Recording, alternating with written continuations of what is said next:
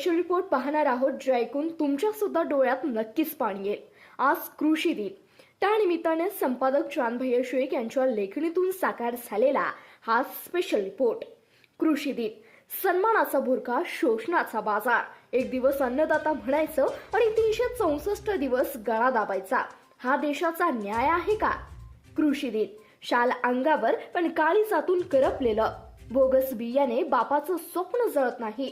कवडी मोल भावानं पोराची भूक वाढते. आज कृषी दिन, वसंतराव नाईकांची जयंती. माईकवर शेतकरी सुखी तर देश सुखीच्या घोषणा होतील, पण शामराव पाटलाच्या अंगावर शाल टाकली ना, ती फक्त कॅमेऱ्यात क्लिक होईल आणि नेते म्हणतील तुम्ही अन्नदाते आहात. पण संध्याकाळी त्या अन्नदात्याच्या घरात चूल पेटत नाही, कारण सकाळी दिलेली शाल पोट भरत नाही आणि टाळ्या वाजून मुलीचं दप्तर येत नाही.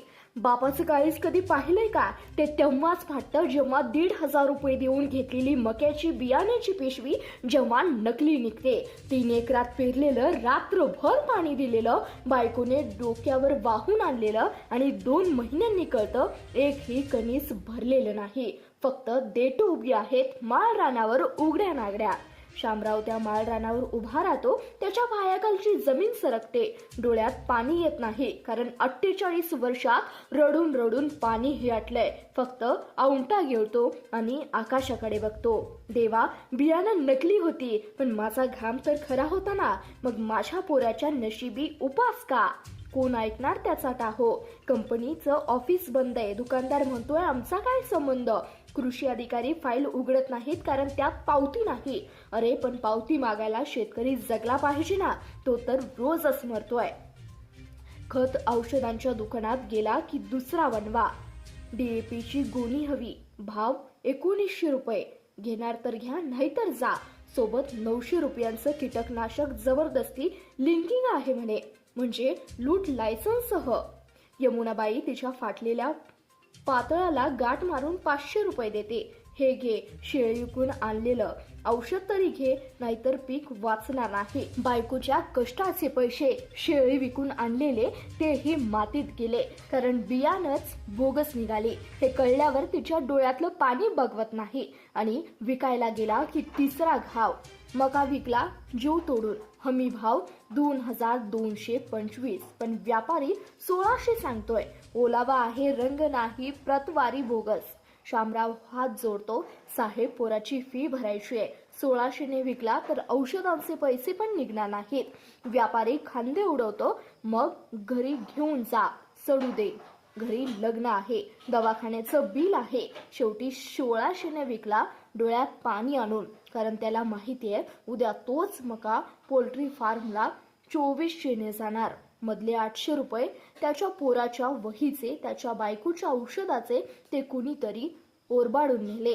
दूध 22 रुपयाला, पाणी 20 रुपयाला, कांदा 2 रुपयाला, कांदा भजी 20 रुपयाला, एक टोमॅटो रस्त्यावर फेकलेला, हॉटेलात सूप 150 रुपयाला.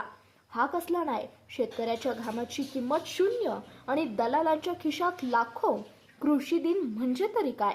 एका दिवसापुरता शेतकऱ्याला देव करायचा आणि 364 दिवस त्याचा सौदा करायचा.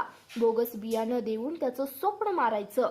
भरमसाठ भावाने त्याला लुटायचं आणि कवडी मोलाने त्याचा जीव घ्यायचा. शामराव आज विचारतोय आणि त्याचा सवाल काळजाला भिडला. मी खोटं बियाणं पेरलं नाही, खोटी मेहनत केली नाही, खोटा घाम गाळला नाही. मग माझ्या वाटेला खोटं आयुष्य का? माझ्या पोराला खोटी स्वप्न का? सरकार, ऐकताय ना? बोगस बियाणं विकणारा खुनी आहे, त्याला फाशी द्या.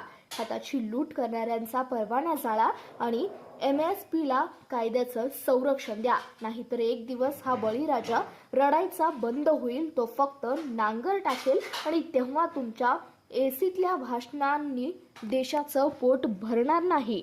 शेवट कळकळीची मागणी. शाल नको, सत्कार नको, फक्त घामाचा दाम द्या. बापाला जगू द्या, पोराला शिकू द्या, बायकोच्या डोळ्यातलं पाणी पुसा. कारण शेतकरी रडला तर देश हसणार नाही, शेतकरी मेला तर देश जगणार नाही. कृषी दिनाच्या शुभेच्छा नकोयत, शेतकऱ्यांच्या जगण्याची हमी द्या. आज, आत्ताच, नाही तर उद्या खूप उशीर होईल. यावर नक्कीच विचार करा. धन्यवाद.